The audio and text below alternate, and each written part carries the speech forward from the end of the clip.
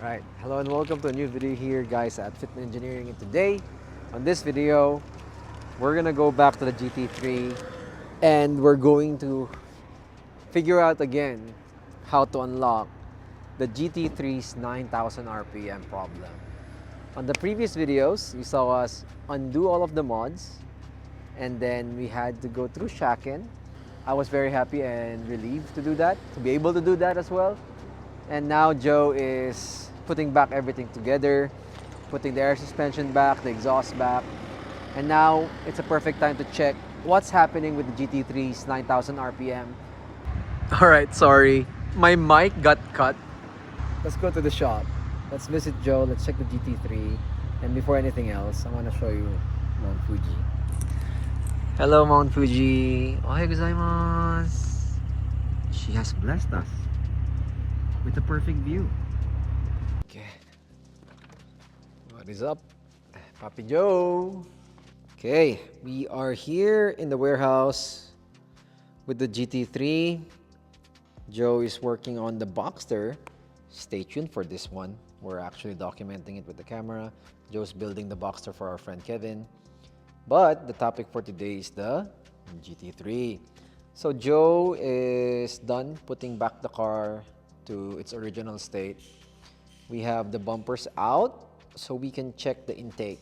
From the last episode, as I've said a while ago, we already replaced the camshaft sensors and we're not pretty sure if why it still has some hesitation.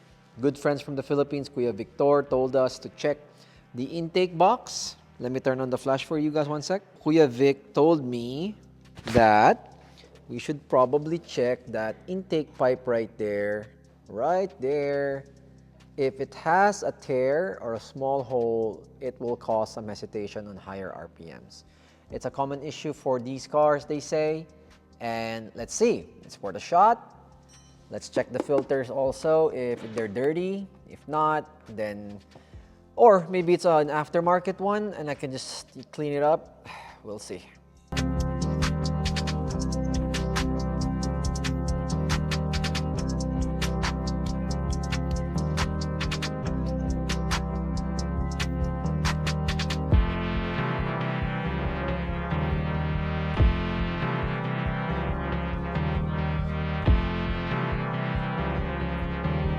Alright, so Kuya Victor, if you're watching this, he wants me to inspect this. This is the charge pipe. He said that his client had a problem with this part, that it had a tear. Visually inspecting it, I actually did inspect it and it looks brand new. There's no tear, there's nothing to be worried about this. So, and I can't just buy an intake or a silicone hose because there's a breather line here. See that? There's a breather line, a vacuum line there. So I can't just buy a silicone hose. I can 3D print in nylon, but I don't think it's a problem. I don't think this is the problem. But I would like to get 9000 RPM by myself. Let's see. We bought a bike. So this is a shop called Gorillas. They sell used pre-loved goods, and I bought this Marushi bike for 15,000 yen. It's for the shop. It has a basket so the staff can get something to the conveni, don't have to walk. It's used, but it's almost brand new. Just gonna wait for this to go and then I'll go to the Soko. Zasoko desu. It's been a while since I rode a bike. It's been a while. Let's go! Bike today. Pag ako nalaglag, di comedy. So this is nice kasi from Gorillas, the warehouse, the Soko, is just so close. Like, not even 5 minutes. And Mount Fuji's at the back. So, let's get our boy some bike. I'm gonna buy another one. Alright, this is our bike! So nice, has light, has Shimano brakes. Look at that. It's brand new. Pero it was sold for like 15,000 yen. What the hell? So nice. Sarap. Okay. I need to walk back.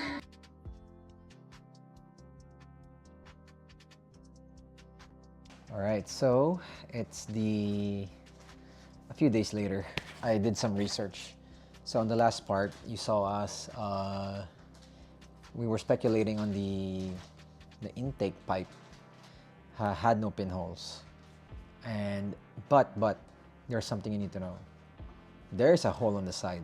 That EVAP hose on the side feeds back fuel vapors from the exhaust system at normal driving conditions. It doesn't even feed back these fuel vapors on low RPMs, on idle and wide open throttle. So that EVAP hose, that is technically just it's like an EGR for a diesel engine. It recirculates gases back to the intake. So you have, to pass stricter emissions. That's why I bought this hose that doesn't have any nipple on the side or barb, and we're just gonna delete that hose. According to some research, they delete that hose because it's mainly used for emissions. If you're gonna use it for like track use, they delete it regardless. So we are going to simplify that hose, remove that point of error, and hopefully it works. All right, so another thing that I did while the airbox is at my house is that I 3D scanned it using our iPhone, the camera that I'm using right now, and we're going to make our own custom intake airbox. The Dundon airbox kit costs $8,000 and I figured it's gonna be an interesting video to make my own airbox for the GT3. Since I have all of these 3D printing capabilities, all of this scanning, this knowledge, engineering knowledge, I can probably make my own airbox using cone filters instead of those flat filters for better airflow. So stay tuned for that. That's gonna be on a separate video. It will take some time to produce, so I gathered data so that when I put this back to the car, I can, drive the car while I develop that airbox. Made some measurements, and hopefully, we'll have a nice banger video and talk about that in the next one. Now, our goal today is to put it back together, put everything back together, and let's drop the GT3 and test.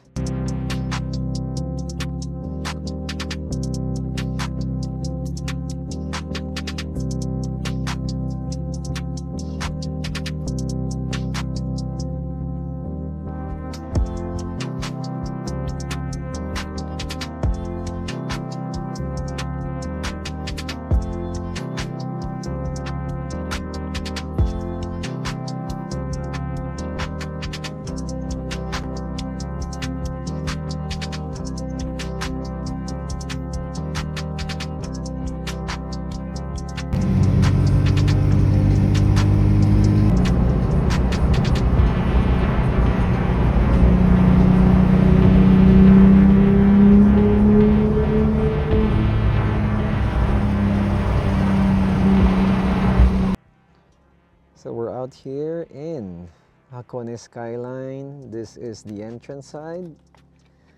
It's the next day. And unfortunately, let's talk about this car. So in this video, of course, we're trying to finish or fix or trying to solve what's happening with the GT3, which is the 9,000 RPM issue. We tried the camshaft sensor. We did get some improvements, right? From the first video, it actually went really well. I got a lot of traction with that with that video rather. But after working on the intake, trying to remove that bleeder line we were talking about in this video, it just didn't work. I didn't like it. I did it last night. I was working on it last night. Here's some video clips of our CCTV. I couldn't vlog it because I was trying to hyper focus, I'm sorry. But it did not like the fact that we removed that EVAP line. It wasn't running really well. So we put it back, me and Joe in the warehouse, and I just put it back to original. So that's what we were left with, Now, I took the car out to drive at Hakone because I was so stressed out. I don't know, I'm lost for words. I was reading all the comments in the first video, and there's more to check. That's the good news about it. There's more to check. But unfortunately, this episode, I'm sad to say we won't be able to fix it on this episode. We will have to move on, try to find more problems. But I do have some leads. Okay, so let's talk about that. But for now, let's just take this all in and look. Mount Fuji, we have the Boxster over there. We'll talk about that later. Mount Fuji, and then Hakone Skyline, and of course my wife. Let's go.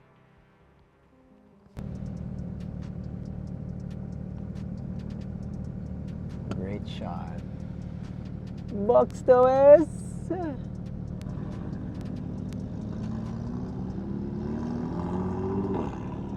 Hey, what is up guys? It's Cal from the future. Just want to share this information with you guys. On the way up here, I did get a check engine and we were able to scan it using our PV scanner on the side on the gas station, and upon checking the fault codes, we have a knock signal fault and an engine speed sender fault. The engine speed sender is just the camshaft relearning, but the knock control may be our lead, and it makes sense because the knock control signal fault is preventing the engine on reaching 9,000 RPM because we're not getting the right amount of spark or fuel at the 9,000 RPM range, which is going to be related to the fuel injectors or spark plug. So we're narrowing down all of the things that we need to check. But after clearing the codes and test driving the car, the GT3 drove great. Here's the video of me testing it out in the corners, enjoying the sound, and there's nothing wrong. It's just when you reach 8,500 above, it starts hesitating. So we're just gonna do what we do best and try to narrow it down more. On the next few episodes, join us as we replace the spark plug and the fuel injector and then test it again. This is the way we can dial it down. It's just narrowing it down and narrowing it down until we find out what's wrong.